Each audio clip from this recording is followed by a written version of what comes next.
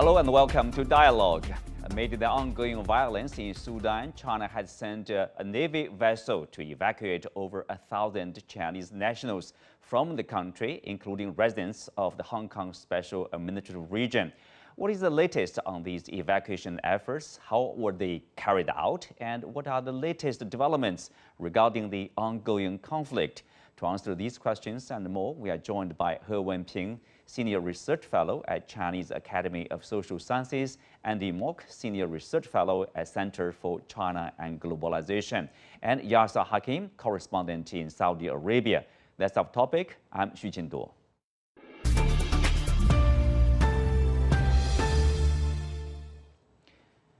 Welcome to Dialogue. Well, Wenping, I will start with you. The latest news we have right now is, over 1,300 Chinese nationals have been successfully evacuated from Sudan and are safely on board the Navy vessel, dispatched by the Chinese military. I wonder, how would you comment? What's your opinion, your initial response on the evacuation efforts by the Chinese government? For those who are not familiar with the situation, this is said to be the third time for the Chinese government to dispatch, whatever they have to help their citizens overseas. Yes, my initial response is very happy and very, exciting to get to know now the Chinese Navy vessel even sent all the way to the Sudan, this harbor to evacuate Chinese there. I think this is the thing, very necessary and also very on timing because Sudan has been in this war for almost, I think, 2 weeks now. It came as a sudden way and all the time, the rising this casualty and also the wounded people, the number has been rising day by day. So of course we worry very much about the safety of those Chinese people, even including some students there. In total, they have like 1,500 somehow. So this time when I heard, 1,300 already being evacuated and now it's very safe. Of course, we feel very happy about that. So this is also the third time, as you just pointed out, third time for Chinese this Navy vessel came all the way. First time I think that was in Libya, 2011. By that time, there are more, like 37,000 Chinese people based in Libya. So much, more than right now in Sudan. So they have been evacuated with lots of joint efforts by Chinese Navy, also by Chinese company themselves, also by Chinese embassy based there. And the second time, that was the Yemen. That was in the year 2015. Even we came out with a movie. That movie also very popular and let Chinese people understand more about this background and also Chinese Navy. Now they have been playing an increasing role in safeguarding overseas Chinese, their safety. Right. Well, Andy, given this ongoing conflict between basically two military groups, one on one hand is armed forces, official armed forces of Sudan. On the other hand is this we call it rapid, RDF, rapid development. These forces, is paramilitary groups. So I guess it's very challenging. I mean, how difficult it is to carry out this kind of mission. Well, I think it's extremely difficult, Singdua, because as you mentioned, there's shooting going on, there's people being wounded and killed, and in the midst of this, there are many civilians from different countries, including China, looking to get out. And I would describe the Chinese government's response as prompt and orderly.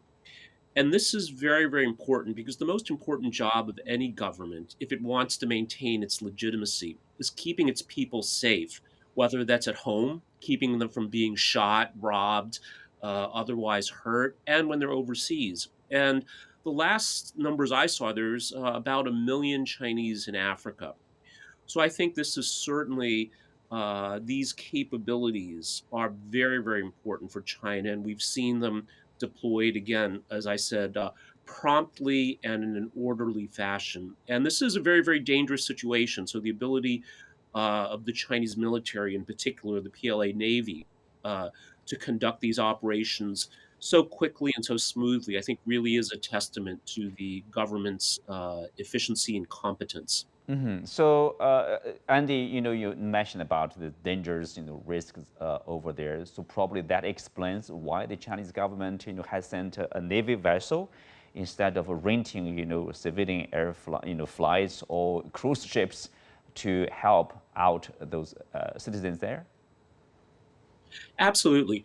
And I think one of the big challenges is some of the fiercest fighting is taking place in Khartoum, which is the capital of Sudan, and also where the international airport is as well. So, of course, this makes it much more challenging to fly in or out. And I think this is probably one of the reasons that China decided to send naval vessels. And of course, in such a volatile, dangerous environment, I think it really would not be very wise to not be properly equipped. And in this instance, properly equipped means having uh, military equipment, soldiers there to make sure that they can protect the people they want to evacuate. But also, it sends a message as well. We all know that the appearance of being ready to use whatever means necessary oftentimes can actually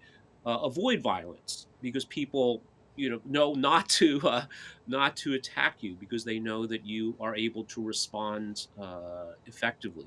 Probably a deterring effects. Absolutely. Wenping, we are talking about, you mentioned the number, like 1,500 Chinese in that country.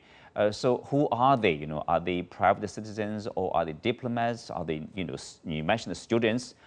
So given this relationship between China and Sudan, tell us, who are those Chinese citizens being evacuated from this country? Yeah, I think most of those Chinese are those business person and also those workers and engineer because they have been involved with a number of projects now conducting in Sudan. As far as I know, we have around like 100, those companies based in Sudan doing their business. And we also have, a number of students also study in Sudan. I also noticed those, short those videos come from the Khartoum. I see those young faces, the students. They also, hold the Chinese those red flag and also saying, thanks the motherland and now bring us home. So those are the students. So by the way, just as Andy just mentioned, China has 1 million more. Even some people saying 2 million Chinese all over in Africa continent, especially in the Sudan.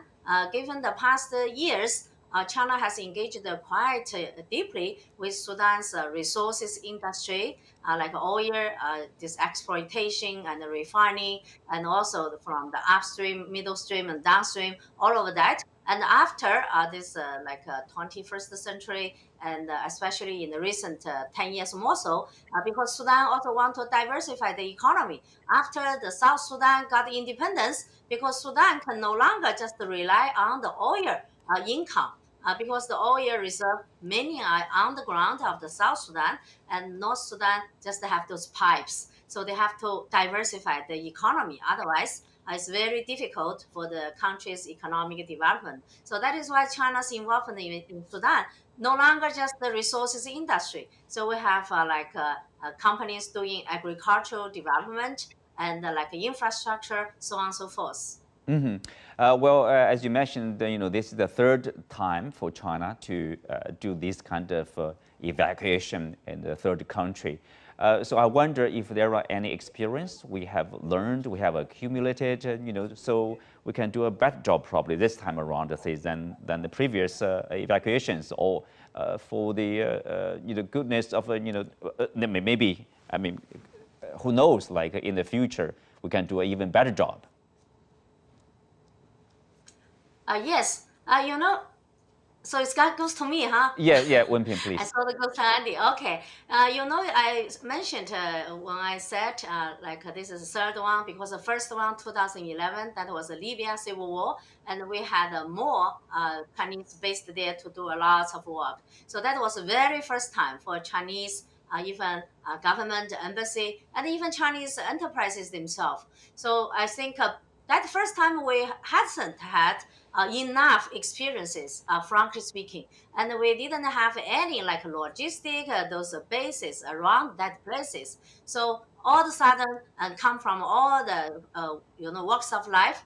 So they contact with nearby countries and even rented some places to temporarily holding receiving those Chinese. So that was a short time but a quick response. But even though lots of difficulties, we overcome all those difficulties and safely brought back all those 37,000 Chinese. And the second time, the Yemen one, and we build on some experiences. The following year, even when I, participated somehow to this 2012 China Africa Cooperation Forum. If you noticed those things, those measures will have been taken place for the first time in our China Africa Cooperation this forum. We mentioned we need to join together with Africa to build security and also the peacemaking things. And then later on, we build on our very first military logistic base in Djibouti. You see, Djibouti, this is very close to this whole horn of Africa. So that also plus this time around we have our this navy vessel because they based regular those kind of patrolling around the offshore of Somalia for fighting this piracy. So has been there for many years. That is why we have this capacity now. Can send this navy vessel as soon as possible to the places they need around that area. Otherwise, can you imagine if we send our navy vessel all the way from South China Sea? That will take a long time. Travel all the way to the Sudan this port. But from offshore of Somalia, and that's very fast. By the name saying it needs 2 days, but I noticed the news saying our Chinese Navy they speed up this the operation and just spend 1 day and 1 day and 1 night and then they arrived. So can do this evacuation on time and properly and orderly. Well, Andy Wenping mentioned an interesting point. I think this is very significant in terms of in the future operation or similar operation because given this increasing presence of the Chinese, even business people, investors, or students, around the world, and the Belt and Road Initiative or whatever initiative, basically in every corner around the world. So you never know, there are natural disasters, terror activities, or military coups, who knows? So I think it's important for China to be ready in terms of readiness to send warships or send whatever ships, vessels to help its citizens. And in that sense, probably, the logistic base in Djibouti is important. Probably more bases like that is necessary even. No, that's absolutely true, Tingdua. And, we see throughout history that as countries become more economically significant, they have assets in more and more places around the world, whether those are factories, other types of investments. More and more of their people go around the world, as you say, as business people, investors, students, also tourists as well. And again, for a country to maintain its legitimacy, it has to be able to look after its citizens wherever they are, at home or abroad. And I want to echo what Wenping said, that it is vital that China's military, and in this case its navy, works with partners in Africa to address regional challenges such as piracy. And this has the added benefit that if there is a natural disaster, if there is some sort of military conflict that requires a humanitarian response, that China has resources close by, ready to be deployed.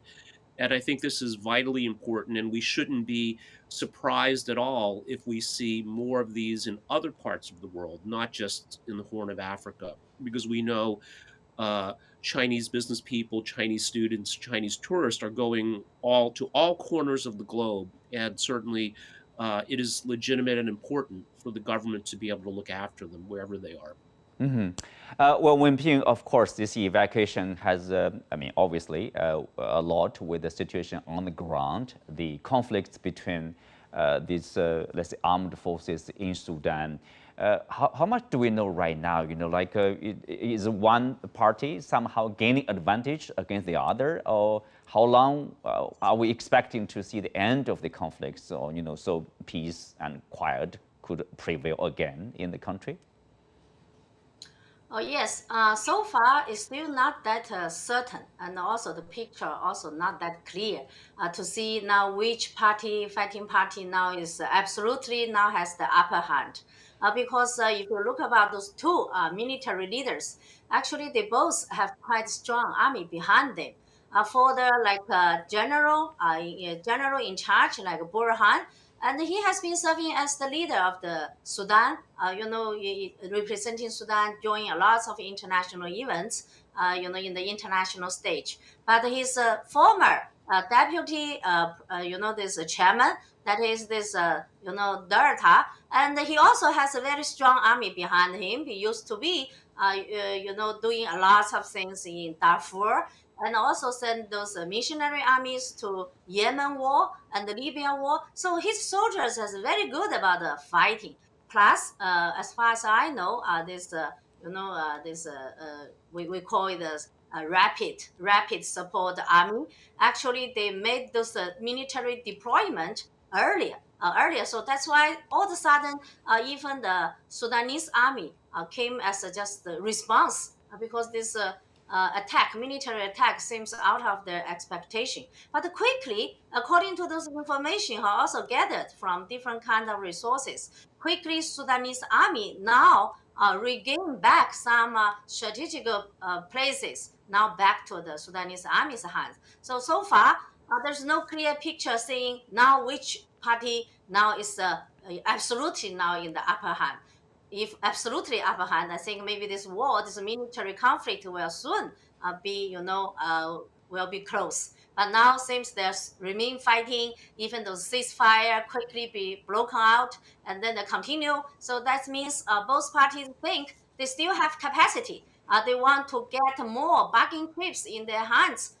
Eventually can bring those bargaining chips to the negotiation table to get more their interests, to get more their powers finally in the future, this transitional government. Now I'm told we have Yasser Hakim, a correspondent in Saudi Arabia, where you do have some of the Chinese citizens were evacuated to. So tell us what you have seen and what's going on the ground to help those people, Yasser. Yes, last night, late night, there was the arrival of a number of the Chinese citizens who were evacuated from Sudan. It was obviously a very tough experience for them the last week, and they were caught in the outbreak of violence and fire there and war in Sudan, and they had to flee Khartoum, which is the capital, for over 800 kilometers by road and dangerous road, with looting, fighting all through this distance by cars and buses to Port Sudan from Khartoum, the capital. So we're talking about hours and hours of hardship and concern. But they were well secured by the Chinese coordination with the forces on the ground in Sudan to ensure their safety all the way to Port Sudan on the coastline. There they were taken by the Chinese vessels, military vessels, to Port Jeddah. That's where we saw them last night. They arrived in jubilant celebrations at the port in Saudi Arabia. They were welcomed by the Chinese officials here and also Saudi officials and citizens who were welcoming them at the port, and they looked very happy and relieved that they have arrived safely and securely and promptly, because others are still, from other nationals, are still there, held out in Sudan, trying to get out from various border points. But they have welcomed here in Jeddah in Saudi Arabia, and they have been taken to a hotel where they are given all the support they need, physical, if there's any physical support, I mean if there's any injuries, but there's nothing we know of, but just to ensure everything is fine, they're in good health, given all the support they need. And we understand that a number of them will start flying back to China on Friday by Chinese airlines, and we are waiting even for more. We understand there will be around 668 Chinese arriving with also on the Chinese vessels, and there will be other foreigner nationals, around 10 more and even more coming up. So it was good scenes after a tough week for them back in Sudan. It's a tough journey, and glad to see that people are safe and sound right now in Jeddah, in Saudi Arabia. So Yasser, of course, what's behind is also continue to draw attention worldwide. How much do we know about the latest on the ground in Khartoum or in the country? Is the conflict still limited in the capital city, or is it beyond the capital city, or is there a danger that it will spill over the border of the country? First of all, most of the fighting, not all, a lot of the fighting is around the capital, in the capital and around the capital. The official figures coming out from UN sources inside Sudan is over 550 dead and around 4,000 injured. But obviously, this is just the official, and they're telling us the real numbers are much more, and we will know more about that as time goes by, where more bodies will be found and people missing will be known. So it's a very sad situation. We're only talking about 5 days or 1 week, and the fighting is still ongoing. Spilling over is a big concern because a lot of refugees will be moving into border points, and there are fears that there might be militants within these refugees going into countries like Chad, on the borders like Egypt, South Sudan, and trying to cause havoc there. And I understand that Egypt, for example, is trying to fortify its borders so that those who are coming in from Sudan are well monitored to ensure that there will not be any militants within. Egypt, for example, we're talking about around 10,000 who arrived in just the last 2 days from Sudan, not just Sudanese, we're talking about from many nationalities. And according to the UN, the Chad borders and South Sudan borders are expecting to receive over 200,000 if the war prolongs. So we are talking about huge numbers, and this could have an impact on the region. It's not just on Sudan, humanitarian, political, military, terrorism. So there is a lot of concern and hopes that any kind of peace deal can be brokered as soon as possible to avoid a spill out, like you said. Well, thank you, Yasser. Hamid, thank you for bringing us the latest on the ground. And Andy, to you, according to the UN, some of its officials say that, one side in the Sudan conflict has seized control of a national health lab in the capital of Khartoum that holds biological materials such as samples of disease like polio, measles, and cholera. And no trained laboratory staff have access to the site and have described this as an extremely dangerous development. Tell us, how serious is the latest in terms of the biological lab here? Well, there's certainly a lot of concern around this, Tingdo. I believe the World Health Organization, the WHO, said that this is a very, very serious issue.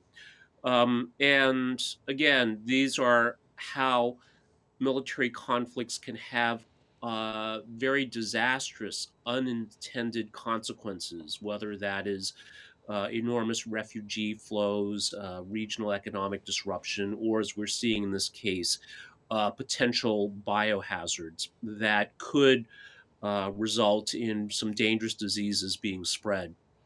So we just have to wait and see. And I think keep our fingers crossed that nothing bad will come of this. Mm-hmm.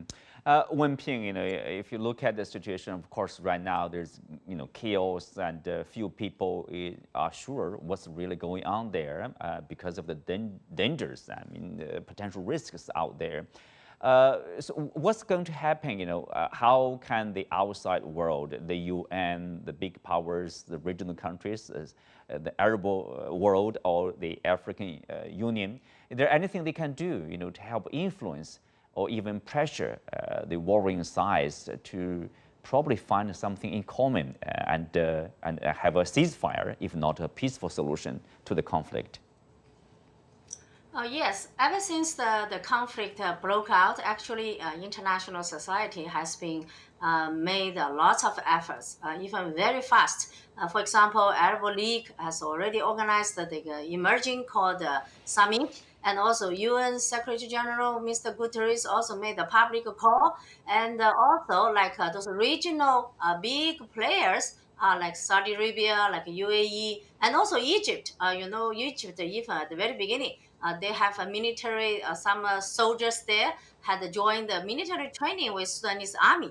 Even this group of Egyptian soldiers have been caught there, even at the very beginning couldn't back to Egypt. But later on, they of course offer some access to bring those soldiers back. So from this point, you can see how the Egypt also has a very big relevance to give some pressure to Sudanese army side, and also the another like rapid support forces. They also have some other this close links with the outside forces as well. So I think given those very influential those outside forces, so now it's the time for them to give those relevant pressures to both parties to call them to calm down, to reach the ceasefire, and then eventually back to the negotiations table, not let those disasters spill over.